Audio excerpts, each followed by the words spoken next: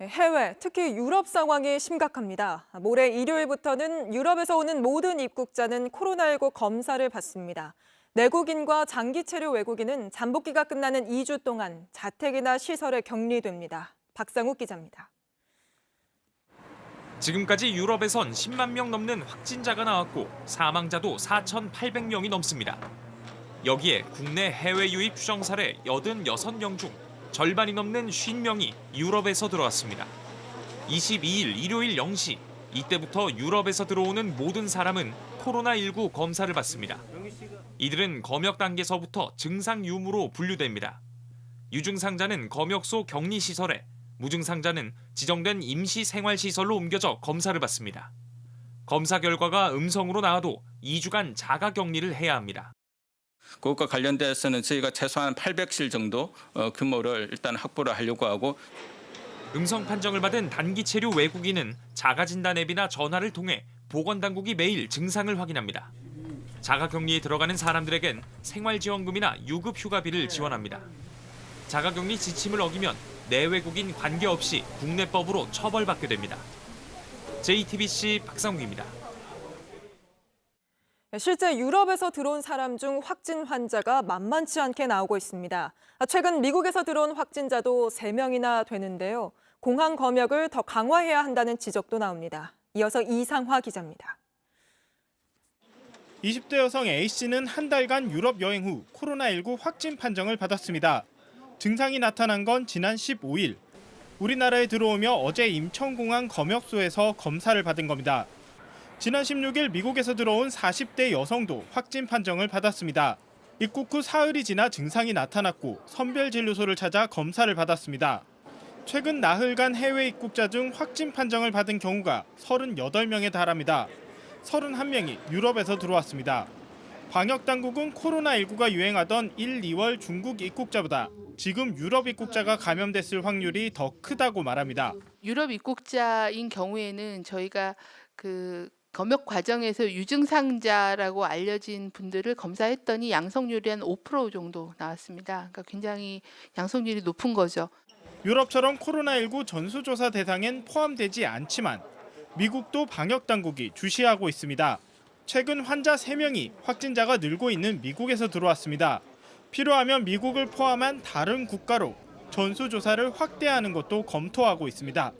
JTBC 이상화입니다.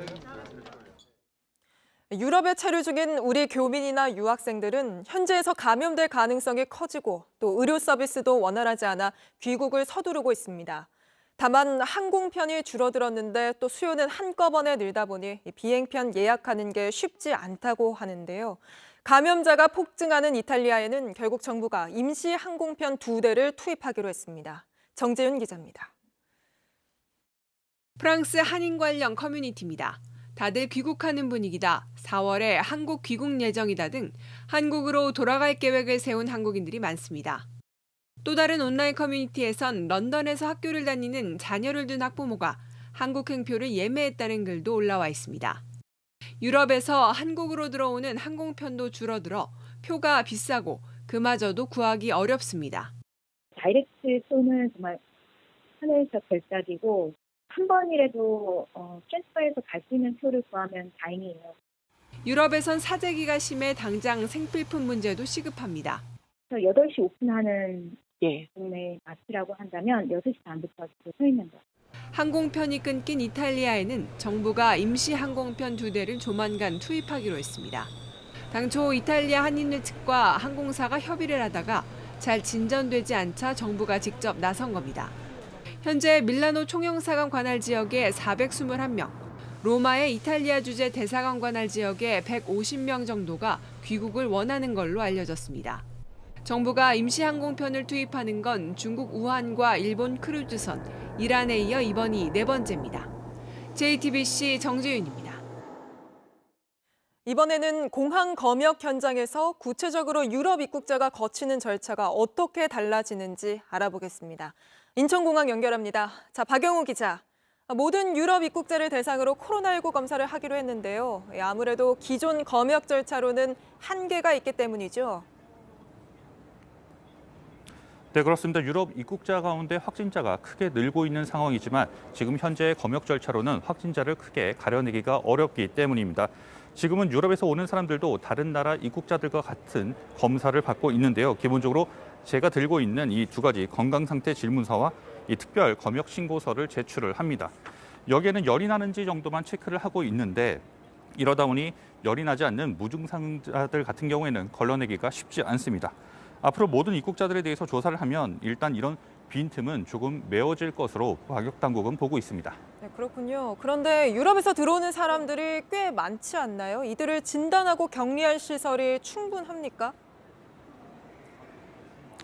네, 유럽의 경우 그동안 하루 평균 입국자는 한 1,000명 정도입니다. 이 중에서 외국인은 10%인 100명 정도인데요.